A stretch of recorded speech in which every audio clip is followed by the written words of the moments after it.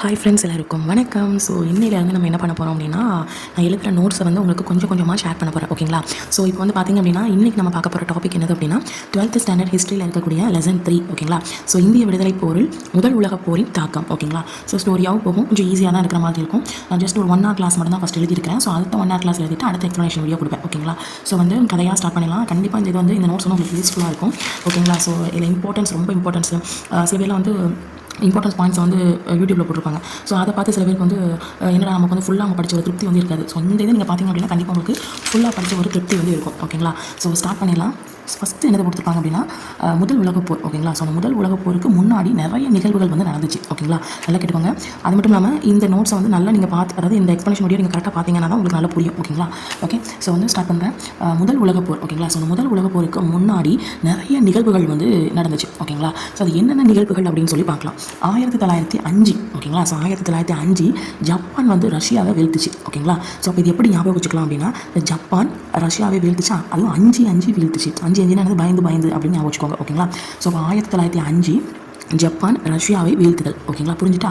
So 5-5 Japan வந்து ரஷ்யாவை வீழ்த்துச்சு அப்படின்னு ஞாபகம் வச்சுக்கோங்க. ஸோ நெக்ஸ்ட் வந்து பார்த்திங்க அப்படின்னா 1908, 1911.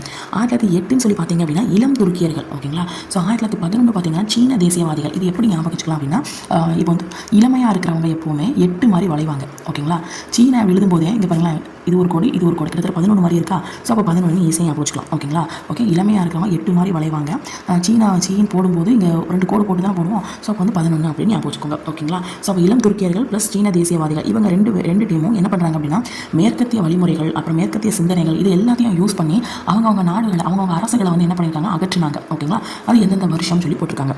இது புரிஞ்சிருச்சா? ஸோ 1905 ஜப்பான் ரஷ்யாவை வீழ்த்துச்சு. 1908 பார்த்திங்க அப்படின்னா உங்களுக்கு வந்து 8 இளமையாக இருக்கிறவங்க. ஸோ அப்போ இளம் துருக்கியர்கள். இப்போ 11 சீன. ஓகேங்களா? இப்போ சீன தேசியவாதிகள் இவங்க ரெண்டு டீமுமே என்ன பண்ணுறாங்க அப்படின்னா, மேற்கத்திய வழிமுறை அப்புறம் அவங்களுடைய சிந்தனைகளை ஃபாலோ பண்ணி அவங்கவுங்க நாடு அரசுகளை வந்து என்ன பண்ணாங்க அப்படின்னா அகற்றினாங்க. ஓகேங்களா? ஸோ நெக்ஸ்ட் வந்து பார்த்திங்க அப்படின்னா 1916, 1920. ஓகேங்களா? இந்த காலகட்டத்தில் தான் இந்திய தேசியத்துக்கான பின்னணி அப்படிங்கிறது ஃபார்ம் ஆச்சு. ஓகேங்களா? அப்போ கேட்பாங்க, இந்திய தேசியத்துக்கான பின்னணி வந்து எந்த வருஷத்தில் ஃபார்ம் ஆச்சு அப்படின்னா 1916, 20. 16 வயது நிலைன்னு சொல்லி படம் இருக்குல்ல. ஸோ அப்போ 20 உனக்கு 20 எனக்கு 18 அப்படின்னு படம் இருக்குல்ல. அப்போ அந்த 2 வருஷத்தை மட்டும் ஞாபகம் வச்சுக்கோங்க. அப்போ தான் ஒரு பின்னணி வந்து ஃபார்ம் ஆகுது அப்படின்னு ஞாபகம் வச்சுக்கோங்க. ஓகேங்களா? ஸோ 16 வயது நிலை உனக்கு 20 எனக்கு 18 20 மட்டும். ஓகேங்களா? ஸோ இதுதான் இந்திய தேசியத்துக்கான பின்னணி. ஓகேங்களா? இதெல்லாம் புரிஞ்சிருச்சா?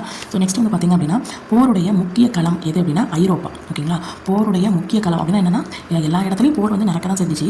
ஆனால் ஒரு இம்பார்ட்டண்டான முக்கியமான ஒரு இடத்துல ஒரு போர் வந்து ரொம்ப பயங்கரமாக நடந்திருக்கும்ல. ஸோ அது எந்த களம் பார்த்தீங்கன்னா ஐரோப்பா. அப்படிங்கன்னா ஐயோ அப்படின்னு சொல்லுவாங்களே, அது மாதிரி முக்கியமான களம்னா ஐயோ போச்சு அப்போ ஐரோப்பா. ஓகேங்களா? அப்படின்னு ஞாபகம் வச்சுக்கோங்க. ஓகேங்களா? ஸோ அதுக்கப்புறம் பார்த்திங்க அப்படின்னா இந்த ஐரோப்பா, மேற்காசியா, ஆப்பிரிக்கா இந்த மாதிரி ஃபஸ்ட்டு ஒரு சில இடங்களில் மட்டும்தான் போர் நடந்துச்சு. அப்புறம் எல்லா இடத்துலையும் ஸ்ப்ரெட் ஆகிட்டு. ஓகேங்களா? ஸோ ஐரோப்பா, மேற்காசியா, ஆசியா, ஆப்பிரிக்கா இந்த மாதிரி எல்லா இடத்துலையும் ஸ்ப்ரெட் ஆன உடனே இந்தியன்ஸ், அதாவது அந்த பிரிட்டன்ஸ் இருக்காங்களா, அவங்க வந்து என்ன பண்ணாங்க, நம்மளால் ஒத்தால சமாளிக்க முடியாது. ஸோ இந்தியன்ஸ் வந்து நம்ம ஹெல்ப்புக்கு கூப்பிடலாம் அப்படின்னு சொல்லிட்டு ராணுவ சேவை புரியறதுக்கு இந்தியன்ஸ் வந்து என்ன பண்ணாங்க, அனுப்புனாங்க. ஓகேங்களா? ஸோ நெக்ஸ்ட் வந்து பார்த்திங்க அப்படின்னா இந்த போருக்கு அப்புறமா நம்மளுடைய சமூகத்தில், இந்திய சமூகத்தில் நிறைய தாக்கங்கள் ஏற்பட்டுச்சு. என்னென்ன தாக்கங்கள்னு சொல்லி இனிமேல் விரிவாக நம்ம பார்க்கலாம். ஓகேங்களா? ஸோ அப்போ வந்து இது வரைக்கும் புரிஞ்சிருச்சா? எந்த களம் வந்து முக்கியமான களமாக இருந்துச்சு அப்படின்னா ஐரோப்பா. எந்தெந்த நாடுகள்லாம் ஸ்ப்ரெட் ஆகிடுச்சு அப்படின்னா ஐரோப்பா, மேற்கு ஆசியா, அப்புறம் ஆப்பிரிக்கா.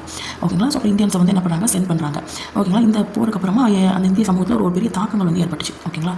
ஸோ நெக்ஸ்ட் வந்து பார்த்திங்க அப்படின்னா இப்போ இந்தியா எடுத்துக்கிட்டிங்க அப்படின்னா அதில் வந்து என்ன பண்ணுவாங்கன்னா சில பவுண்ட் அமௌண்ட் வந்து கொடுப்பாங்க. ஓகேங்களா? பிரிட்டனுக்கு. ஓகேங்களா? ஸோ என்னென்னா 367 மில்லியன் பிரிட்டிஷ் பவுண்ட் வந்து கொடுத்துருப்பாங்க. ஓகேங்களா? 367 367 ஓகேங்களா? ஸோ 367 மில்லியன் பிரிட்டிஷ் பவுண்டை இந்தியா வந்து கொடுத்துருப்பாங்க. ஓகேங்களா? அதில் அந்த 367 இருக்குல்ல, அதில் வந்து எப்படி கொடுத்துருக்காங்கன்னா, ஒன்று அமௌண்ட்டாகவும் கொடுத்துருப்பாங்க, இன்னொன்று வந்து போர்க்கருவிகளுக்கு அந்த செலவு மாதிரி கொடுத்துருப்பாங்க. அது எப்படின்னு பார்க்கலாம். 229 மில்லியன் பிரிட்டிஷ் பவுண்டை அப்படியே ரொக்கமாக கேஷாக கொடுத்துட்றாங்க. ஓகேங்களா? ஸோ மீதி உள்ளதை எல்லாத்தையும் என்ன பண்ணுறாங்க, நீ கடனை வந்து வச்சுக்கோ, அதுக்கப்புறம் என்ன பண்ணுறது, போர் செலவெல்லாம் சமாளிக்கிறதுக்கு நீ அதை யூஸ் பண்ணிக்கோ, அது கடனாக திருப்பி ரிட்டன் கொடுக்கணும். இப்போதைக்கு போர் செலவு, அதாவது பிரிட்டன் வந்து என்ன பண்ணாங்க, அந்த ஐரோப்பா, மேற்காசியா, ஆப்பிரிக்கா இந்த தளத்தில் வந்து அந்த போர் புரிய முடியாதனால இந்தியன்ஸ் நிறைய பேர் வந்து கூப்பிட்டாங்க ராணுவ சேவைக்கு. ஸோ அப்போ இந்த போர் செலவு இருக்குன்னா அந்த போர் செலவை சமாளிக்கிறதுக்கு இதை யூஸ் பண்ணிக்கோ, ஆனால் எனக்கு அதை கடனாக ரிட்டன் தரணும் அப்படிங்கிற மாதிரி சொல்லிட்டாங்க. ஓகேங்களா? அது மட்டும் இல்லாமல் இதோட சேர்ந்து அந்த இந்தியா வந்து என்ன கொடுத்துருக்காங்கன்னா 250 மில்லியன் பிரிட்டிஷ் பவுண்ட் மதிப்புள்ள பொருள், என்ன பொருள், அந்த போருக்கு தேவையான பொருளையும் வந்து என்ன பண்ணுறாங்க அப்படின்னா கொடுத்துருக்காங்க. ஆக மொத்தம் செலவுக்கு செலவு காசையும் கொடுத்து, அதுக்கப்புறம் பொருளையும் கொடுத்து, அதுக்கப்புறம் நிறைய இந்தியன்ஸும் போய் என்ன பண்ணாங்க, போருக்கும் போனாங்க. ஓகேங்களா. ஸோ அப்போ இந்த நம்பர் வச்சுக்கோங்க, மோஸ்ட்லி கேட்க மாட்டாங்க, பட் சும்மா நான் வச்சுக்கோங்க. 367, 229, அதுக்கப்புறம் 250. ஓகேங்களா. ஸோ நெக்ஸ்ட் இதனால் என்ன ஆயிடுச்சு அப்படின்னா எக்கனாமிக்கலாக, அதாவது பொருளாதார ரீதியாக வந்து என்ன ரொம்ப சிரமத்தை அடைஞ்சிட்டாங்க. நம்ம இருக்கிற காசெல்லாம் அவங்க கிட்ட கொடுத்தோன்னா அப்போ நமக்கு பொருளாதாரத்தில் வெடிக்க தானே செய்யும். ஓகேங்களா. ஸோ அதுக்கப்புறம் பார்த்தீங்க அப்படின்னா இந்த தேசிய அரசியல் அப்படின்னு சொல்கிறாங்கல்ல, இந்த அரசியல் வந்து இவங்க இப்போ இந்த அரசியலில் இருக்கிறாங்களே, இந்த இது வந்து தீவிரம் இல்லாததுக்கான ரீசன் என்னென்னது அப்படின்னா, ஃபஸ்ட்டு வந்து என்ன, நம்முடைய இந்திய தேசிய காங்கிரஸ், ஐஎன்சின்னு போட்டிருக்கேன். ஓகேங்களா. இந்திய தேசிய காங்கிரஸ் அப்படிங்கிறது வந்து மிதவாதியாக தனியாக, தீவிர தேசியவாதி தனியாக ரெண்டாக பிரிஞ்சுது. ஓகேங்களா. ஸோ ரெண்டாக தனித்தனியாக பிரிஞ்சு போயிட்டாங்க. அப்போ தீவிரம் அப்படிங்கிறது வந்து இல்லாமல் போயிடுச்சு. ஸோ நெக்ஸ்ட் வந்து பார்த்தீங்கன்னா பிரிட்டிஷ்க்கு ஆதரவாக முஸ்லீம் லீக் வந்து செயல்பட ஆரம்பிச்சாங்க. ஓகேங்களா. பிரிட்டிஷ்க்கு ஆதரவாக யார் செயல்பட ஆரம்பிச்சாங்க, முஸ்லீம் லீக் வந்து செயல்பட ஆரம்பிச்சாங்க. ஓகேங்களா. ஸோ இந்த மாதிரி காரணங்களால் தேசிய அரசியல் அப்படிங்கிறது வந்து என்னன்னா தீவிரம் இல்லாமல் இருந்துச்சு. ஓகேங்களா. ஸோ நெக்ஸ்ட் வந்து பார்த்தீங்க அப்படின்னா காங்கிரஸை கட்டுப்படுத்துதல். ஓகேங்களா. ஸோ காங்கிரஸில் கட்டுப்படுத்துதல். ஓகேங்களா. இதில் பார்த்தீங்க அப்படின்னா 1914 ஓகேங்களா 16 வயதிலே மறுபடியும் வராரு. யாருன்னா திலகர் வந்து தலைமையில் இருந்திருக்கிறாரு. ஓகேங்களா. ஸோ அவர் வந்து என்ன பண்ணாருன்னா தீவிர தேசிய தன்மை கொண்டு செயல்பட்டுருப்பார். ஓகேங்களா. அது மூலமாக செயல்பட்டு இந்த காங்கிரஸை ஃபஸ்ட்டு என்ன பண்ணுவார், கண்ட்ரோலுக்கு கொண்டு வந்திருப்பார். ஓகேங்களா.